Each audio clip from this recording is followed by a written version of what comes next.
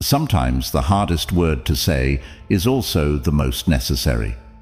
There is a fine line between forgiveness and knowing when to say, enough is enough. It's about honoring our worth while navigating the tricky waters of human relationships. This isn't about being unforgiving. It's about respecting ourselves, all through the lens of Stoic wisdom. In an ideal world, we'd all be able to forgive and move on without a hitch. But life teaches us that some actions cut too deep, making it hard, if not impossible, to mend what's been broken without risking more hurt. Today, we're going to explore why setting boundaries is crucial for our mental and physical health. We'll also touch on how Stoicism, a philosophy built on virtue, wisdom, and rationality, guides us in facing these challenges head-on. Stoicism teaches us the value of seeing things as they are, not as we wish them to be. It's tempting to give someone a second chance out of hope or affection.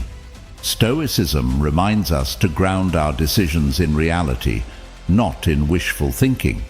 It's about recognizing patterns in behavior that are likely to repeat and asking ourselves if it's wise to expose ourselves to potential harm again. Let's break it down into 12 key points to consider before opening the door to someone who's hurt us in the past. And as we embark on this transformative journey together, I invite you to like, share, and subscribe, ensuring you don't miss a moment of this exploration. Watch every part, for each holds a key to unlocking the Stoic strength within you.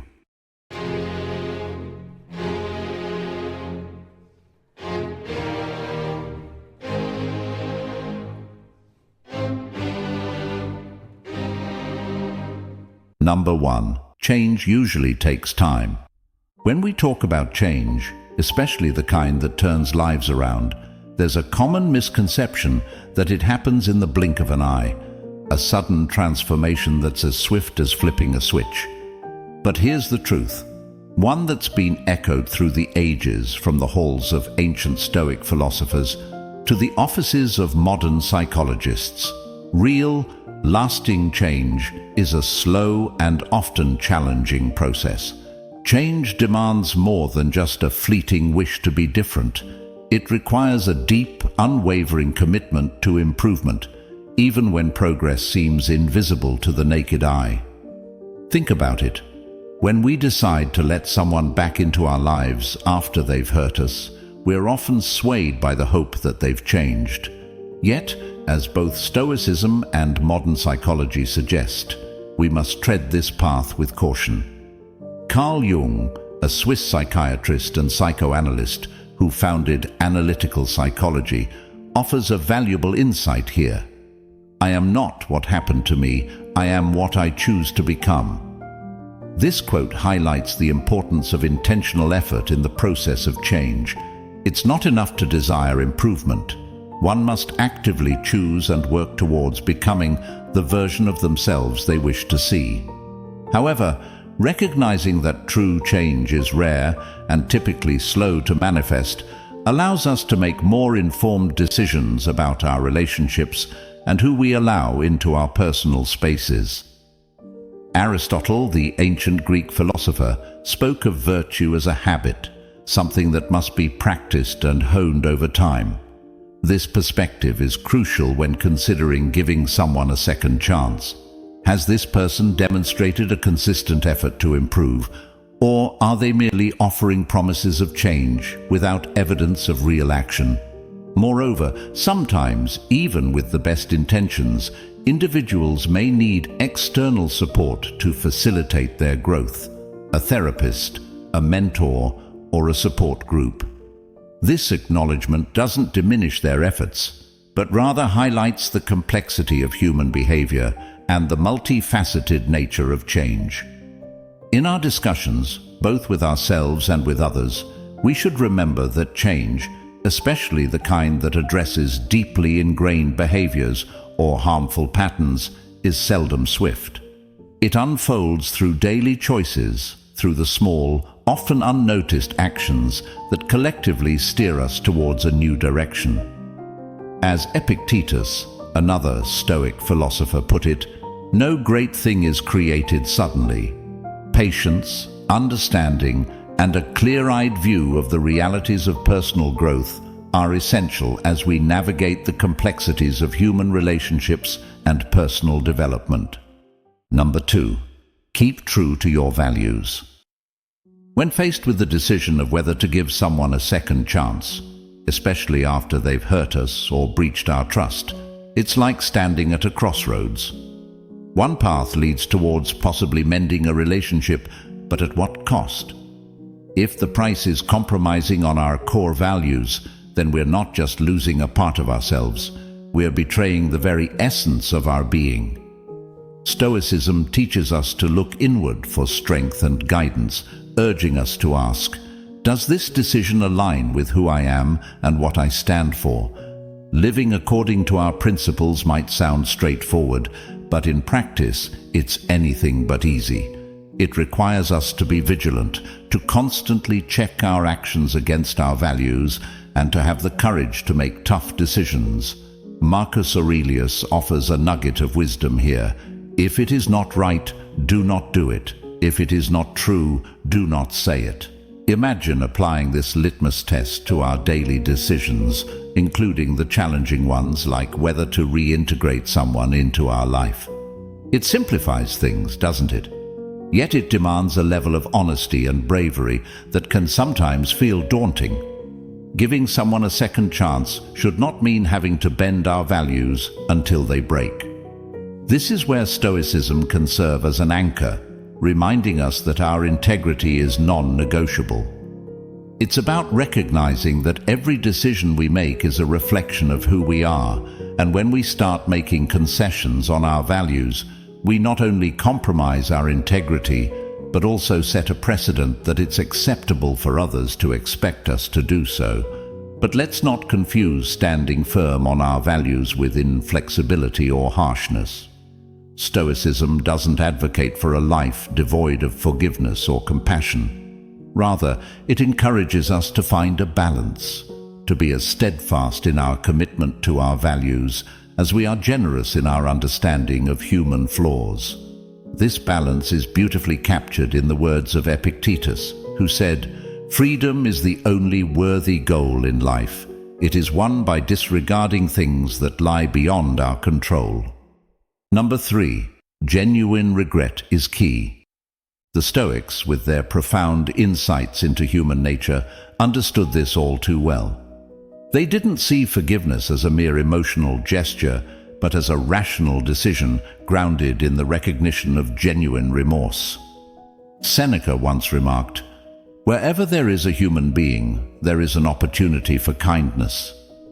This kindness, however, isn't blind. It's informed by the sincerity of the other person's regret. It's about seeing them acknowledge their mistakes, not just with words but through their actions, showing they're committed to change.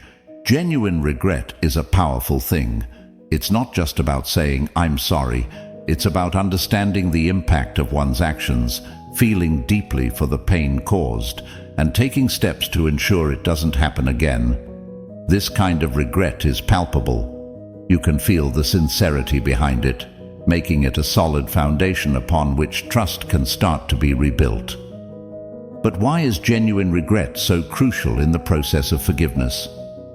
Well, think of it this way. When someone shows true remorse for their actions, it demonstrates a level of self-awareness and empathy. It signals that they're not just seeking forgiveness to ease their guilt or to get back into our good graces, but because they genuinely understand the pain they've caused and are willing to take responsibility for it. This opens the door to rebuilding trust, a component that's as fragile as it is essential in any relationship. Trust, once broken, is hard to mend, and without seeing genuine regret, the task becomes even more daunting. In a world that often equates forgiveness with weakness, it's crucial to remember that there's nothing weak about choosing to forgive. It's a strength, a testament to our capacity for empathy and understanding, but it's also a choice that needs to be grounded in reality. the reality of the other person's willingness to acknowledge their faults and work towards change. Without this, forgiveness becomes an empty gesture, one that neither heals nor rebuilds, but potentially sets us up for further hurt. Number 4, forgiveness doesn't mean reunion. There's a profound truth that often gets lost in the maze of our emotions, especially when we're hurt. Forgiveness and reconciliation are not the same thing. It's a distinction that's crucial, yet so often blurred. Forgiveness, in its essence, is a gift you give to yourself. It's about letting go of the bitterness and anger that weigh down your heart, about choosing peace over perpetual turmoil. But here's where it gets interesting. Letting go of that bitterness doesn't necessarily mean you have to welcome someone back into your life with open arms. That's where reconciliation comes into play, and it's a whole different ballgame.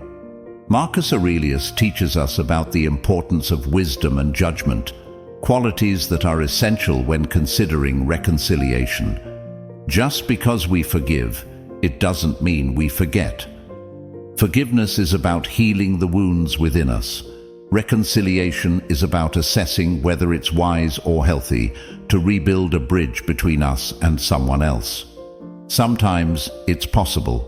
Sometimes the foundations are too shaken, the trust too eroded.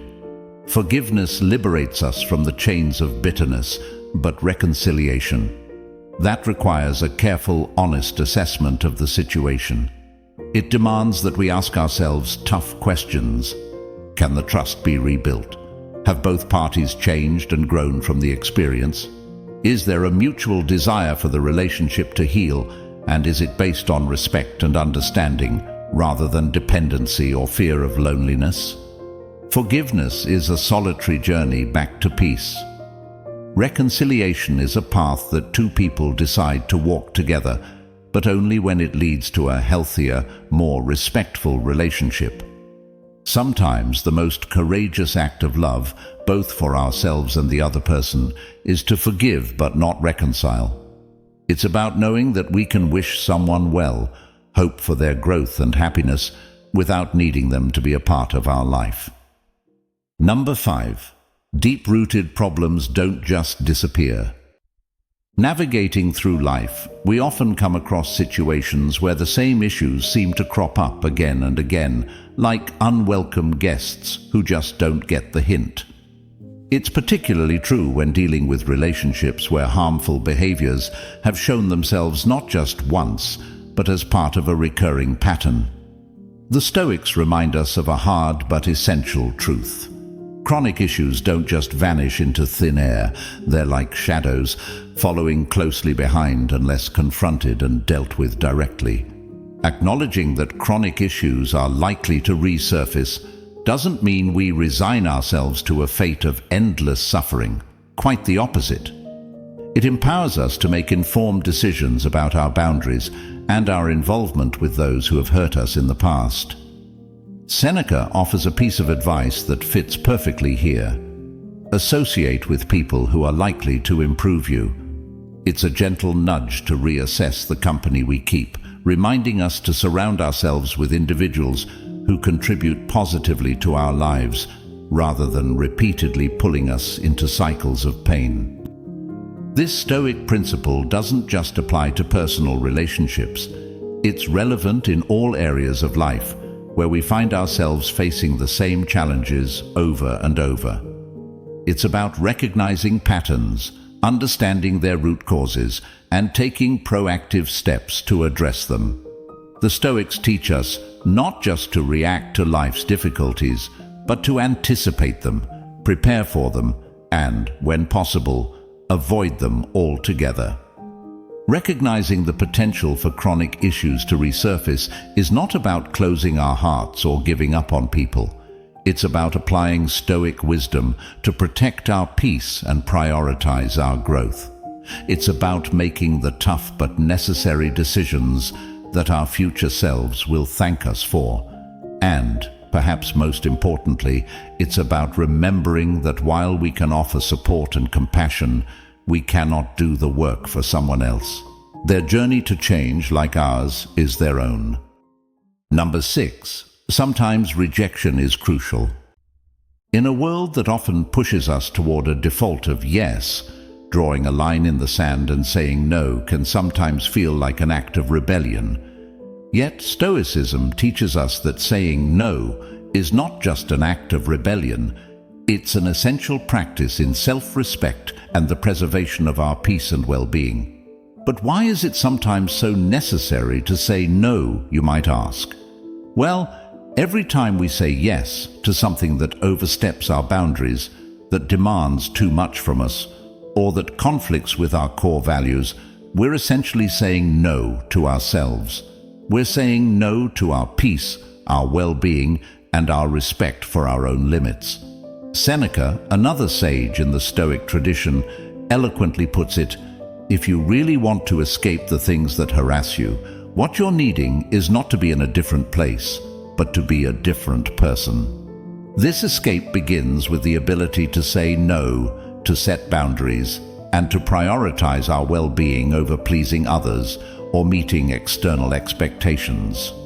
Saying no is not just about preventing further harm. It's about actively respecting ourselves. It's about acknowledging that our mental, emotional, and physical health are precious and worth protecting. It's recognizing that we cannot pour from an empty cup, that our capacity to love, to give, and to be present for others begins with how we treat ourselves. But how do we say no in a world that expects an unending stream of yeses?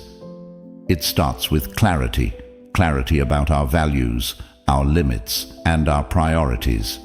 It requires us to be honest with ourselves and with others about what we can and cannot do, what we are willing to accept, and what we must refuse in order to stay true to ourselves. The Stoics remind us that our allegiance is first and foremost to our own virtue and peace of mind. This doesn't mean we become selfish or indifferent to the needs of others. Rather, it means we approach our decisions with wisdom, discernment, and a profound respect for ourselves and the life we wish to lead. Number 7. Characteristics are deeply rooted. The Stoics, with their keen insights into the human condition, teach us about the importance of accepting things we cannot change while working diligently on the aspects we can influence. Marcus Aurelius once said, "Accept the things to which fate binds you, and love the people with whom fate brings you together, but do so with all your heart." Understanding that core personality traits are deeply rooted helps temper our expectations, both of personal transformation and of change in others. It's akin to gardening. We can water, fertilize, and tend to the plant with care, encouraging it to grow and flourish in its own unique way, but expecting an oak to morph into a pine is futile and will only lead to disappointment.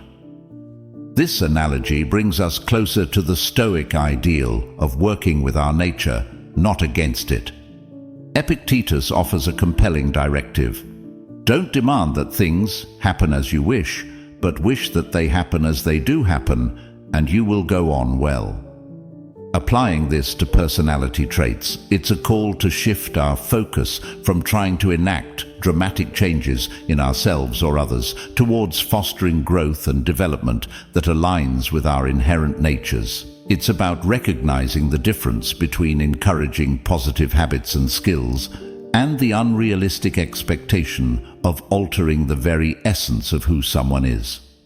Expecting sudden transformations, especially without the foundation of sincere effort, is a recipe for disappointment. This is where the wisdom of Seneca can illuminate our path. If you really want to change your life, you must first be willing to change your mind. The essence of this change begins in the mind, with a commitment to personal development and an acceptance of the slow, often challenging process of growth. Number 8. Learn lessons from the past experiences. You've likely heard the saying, "History often repeats itself." It's a piece of wisdom that resonates deeply, especially when we find ourselves at crossroads, deciding whether to give someone a second chance.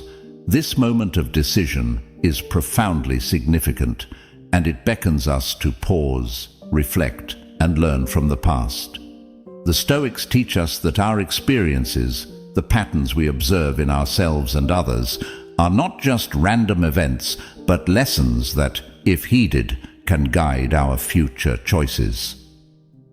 Marcus Aurelius once said, "Time is a sort of river of passing events, and strong is its current. No sooner is a thing brought to sight than it is swept by, and another takes its place, and this too will be swept away." This metaphor beautifully captures the essence of learning from the past. It suggests that life's events, like a river's current, are transient, yet within this flux there are patterns and cycles. Before giving someone a second chance, it's crucial to look back at the river's course, to understand the patterns that have emerged over time.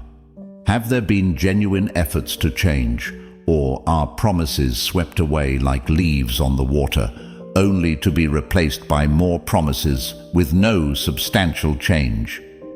The Stoics also teach us about the nature of trust. Trust, in the Stoic view, is not given lightly. It must be earned through consistent actions, not just words. Seneca, another Stoic philosopher, reminds us, "Life's like a play. It's not the length, but the excellence of the acting that matters." Applying this to the context of giving second chances, it's the quality and consistency of someone's actions that count, not just the eloquence of their promises or the intensity of their apologies. Trust is rebuilt in the day-to-day, in the small acts that show a commitment to change, in the consistency between words and deeds. Number 9. Pause before reacting. This advice encourages us to pause, reflect, and take our time before making decisions, especially those as significant as reconciliation. The Stoics, with their profound understanding of human nature, teach us that our first impulses are not always our best guides. They knew that emotions, while a natural and important part of our human experience, can sometimes lead us astray if we let them dictate our actions without reflection. Marcus Aurelius advised, "You have power over your mind, not outside events. Realize this, and you will find strength." This powerful statement reminds us that while we can't control what happens to us, we have control over how we respond. When faced with the prospect of reconciliation, it's easy to let our immediate feelings, be it anger, longing, or a rush of affection, push us toward a hasty decision. However, taking the time to make a thoughtful choice allows us to consult not just our fleeting emotions, but also our values, our experiences, and our rational judgment. By not acting on impulse, we give ourselves the space to distinguish between fears that exist only in our imagination and genuine, thoughtful considerations about our future well-being. Epictetus, with his characteristic clarity, puts it succinctly, "Don't be carried away by your desires, as if you were a feather in the wind." The path to reconciliation should not be one that we're blown onto by the changing winds of our emotions. Instead, it should be a path we choose deliberately, after careful consideration of not only what we feel in the moment, but also what we have learned from the past and what we aspire to for the future. Number 10. Nothing is guaranteed. Life's inherent unpredictability is something that can often leave us feeling like sailors adrift on a vast, uncharted ocean. We set our sails towards the horizon, fueled by hope and determination. Yet the sea has its plans, its storms, and its calm. The Stoic approach to life's uncertainty doesn't advocate for passivity or resignation, but rather for a dynamic engagement with life that is both hopeful and realistic. Seneca, another great Stoic thinker, advised, "Luck is what happens when preparation meets opportunity." This perspective invites us to prepare not just for the opportunities, but also for the challenges that life might throw our way. It's about doing our part, working, hoping, and loving, while understanding that the outcome is not ours to command. This Stoic wisdom is especially relevant when we face situations that demand change, either from ourselves or from others. It's natural to hope for the best, to dream of transformation and growth. However, the Stoic reminder that nothing is guaranteed serves as a grounding force, urging us to temper our expectations with a dose of reality. It encourages us to ask ourselves, how will I respond if things don't change? What can I control in this situation? How can I find peace and fulfillment regardless of the outcome? In embracing the Stoic teaching that nothing is guaranteed, we learn to cultivate a certain kind of inner strength and flexibility. It's about developing the ability to face life's unpredictabilities with courage, to remain steadfast in our values and commitments, even when the ground seems to shift beneath our feet. It's about learning to cherish the process, the effort, and the love we put into our endeavors, independent of their outcomes. Number 11. Balance emotion and reason. The Stoics didn't advocate for the suppression of emotions, as is commonly misunderstood, but rather for their integration with rational thought. This harmonious balance they proposed is key to making decisions that truly serve our best interest. Marcus Aurelius eloquently said, "The happiness of your life depends upon the quality of your thoughts." This insight underlines the Stoic belief in the power of reason as the foundation for a fulfilling life. Yet, Aurelius was also a man of deep emotion who faced personal loss and the immense pressures of leadership. His writings reflect a profound understanding that emotions are a natural part of the human experience, to be acknowledged and understood, not dismissed. The Stoic practice of balancing emotion and reason starts with self-awareness. It's about recognizing our emotions, understanding their origins, and assessing their validity before acting upon them. Balancing emotion with reason is not about choosing one over the other. It's about allowing them to inform and complement each other.